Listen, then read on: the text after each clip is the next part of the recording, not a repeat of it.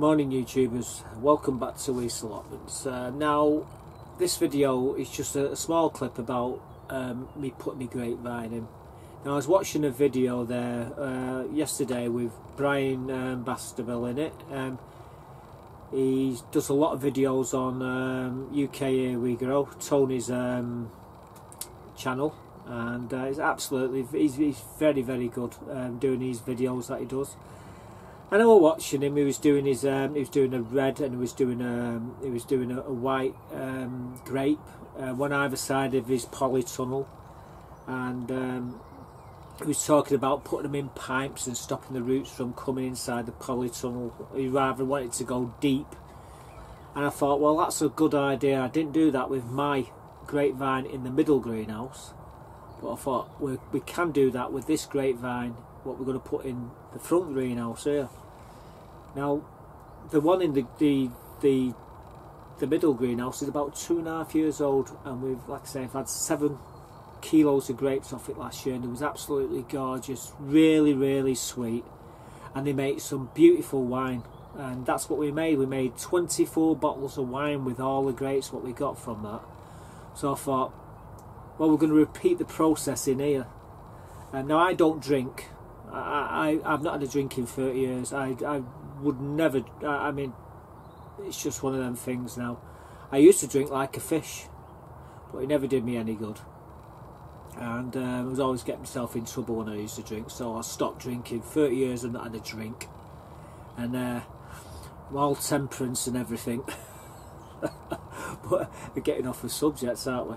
But yeah, the grapevine that we put in, the first grapevine, which I got all these grapes to do the wine with, we never put it in anything. So, but saying that, the grapevine hasn't spread into the beds of the middle greenhouse. It's contained in the corner. And what we do is, when we prune it, we put all the prune bits into the ground where it is, and it acts as like a nursery, so we get more and more grapes. Now we did that last year, and we give every one of them away. I think Alan Jackson come down and I give him one, and he's got one, and he's put his into his greenhouse now. But we've given a lot to other people on the site here, and friends at home, like, for their greenhouses, and these grapevines grow so fast, guys. In the first year, this grapevine, what was in the middle greenhouse, grew 24 foot. 24 foot. We pruned it back to 16 foot. We cut all the bits off, we stuck them in the ground, and we got more grapevines. I mean, it's just like couch grass. You throw a piece on the ground, you get you get grass. Well, you throw a piece of this this grape on the ground, you get a grapevine. It's crazy. But I've actually got more now, because we did the cuttings last year, and this is one of them cuttings, and we put it into a pot. So what I've decided today is to bring it and put it into this into the front greenhouse, and like I say, I've nicked Brian's idea of keeping it in some sort of a containment, so the roots go down this time. So what we're doing is, it's quite simple. I'll show you in a second. Let's go out and have a look where we're putting it first, and have a look at the plant in question. Hi guys, this is me grapevine, what I've been saying I was going to put into this greenhouse for the last 3-4 months. I was watching Brian Bastable yesterday, and he was doing he's putting 2 grapevines into his polytunnel. He put I think it was a red and a white one in. Well, today, after watching him do that, I thought, what the hell, let's get mine in. So what we're going to do, we're going to plant the old pot in the ground. What we're going to do, we're going to cut the bottom of the pot off, and we're just going to sink the old pot in. So what it's going to do basically is stop the roots from spreading this way. I want them to go like Brian was saying. Makes perfect sense really, to go down rather than into the actual bed, because I put my tomatoes in this bed. So what we're going to do now, we're going to cut the bottom off this, so we're going to sink the hole, and we're going to put this one to bed, because it's been long overdue me doing it. There's the bottom of the plant pot, been cut off now. So there's the plant still in it. There's a good roots underneath there. We didn't cut through the roots, we just cut right close to the plastic all the way around. It's come off and the roots are just, well, they look really wonderful. I don't want to lift the pot up too much just in case the whole lot falls out and it defeat the object then. But there's a good root system there. So what we're going to do now, we're going to come over here and we're going to dig an hole, and then we're going to set the pot straight into the hole, and hopefully, like Brian was saying, the roots will go straight down and not into the bed. That's the idea anyhow. Well, we can use this here as a template really. We're going to dig all this lot out now.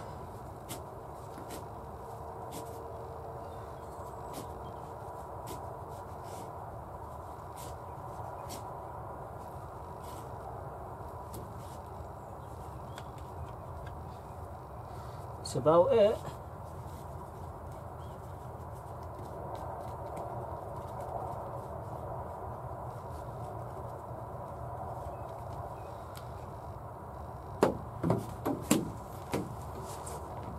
Nothing easier than that really.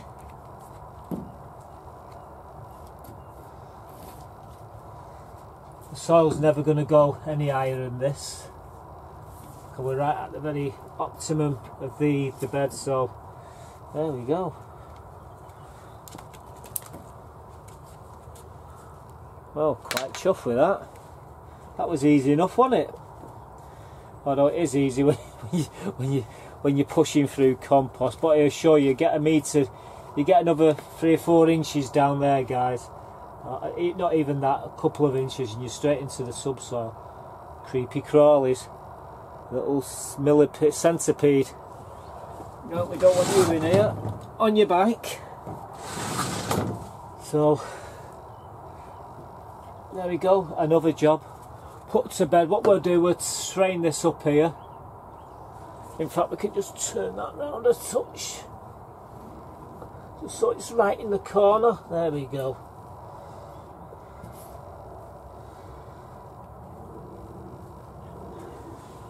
We'll put the buckets back there now and you won't even know. What we'll do is we'll train this up here, and well, I'll show you in a second while we're going to train it. See if I can lift it.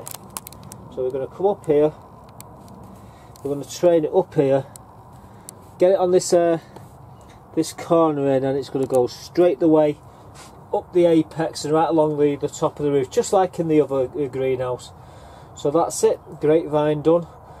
We don't need to water it in, it's had a water this morning. But yeah, thank God we've sorted that little grapevine out. I might even put a cane in there just to train it a little bit so it goes up, make sure it goes where I want it to go. Job's a good one. Okay, I mean you can't really see it now because I put the buckets back, but where it is, it's in a plant pot with no bottom in it. It comes up here, and where we're going to train it, it's going to come all the way up here to this point, and then we're going to put brackets in the roof with bars across here to here to here, and we're going to run it straight down to the other end of the greenhouse, and might even wrap it round Manny's neck. The triffit. Anyhow, that's it. That's basically the grapevine sorted. Thank God. That's what I don't have to remind myself to do in the near future. So that's it, guys. I say, cut the bottom off the pot, and we sunk the pot into the ground. So obviously nothing can come through the side of the pot. It has to go down before it can come back out. So it should dissipate into the road, onto the flags, and everywhere else except for into the beds. Hopefully, we've put it on a cane at the moment to train it, but I'm sure this thing will reach the roof in the next 3 or 4 weeks, and it's already got buds on it. I've put nothing in the ground with it. I've put no fertilisers, nothing. They don't need it. In fact, they do better without it. They do a lot better in poor soil. Now, you couldn't see the roots in the video, but I assure you, I didn't want to lift the pot up for it all to fall out. But the root system was absolutely fantastic on the grape. So I've got no doubts it's going to thrive in this corner here. And before long we'll be training it up along the apex, and it'll be giving shelter as well from the baking hot sun which we have on Weaste Allotments. So that's basically it. The grapevine's in there now. Thanks, Brian, for giving me the push. I saw you doing your video, mate, and I thought about time we shaped ourselves and get it in. So there we go. Can't wait to get some more grapes off it. Like I said, we'll be making lots more wine. I think we've got about 14-16 bottles left out of them 24, and everyone's telling me it is really strong wine. We give it a double fermentation. I think that's the reason why. But thanks for watching, guys. If you like what you see, why not subscribe? Little chicken on the right hand side here. Give it a press, subscribe, and I'll see you all in the next one. Bye for now.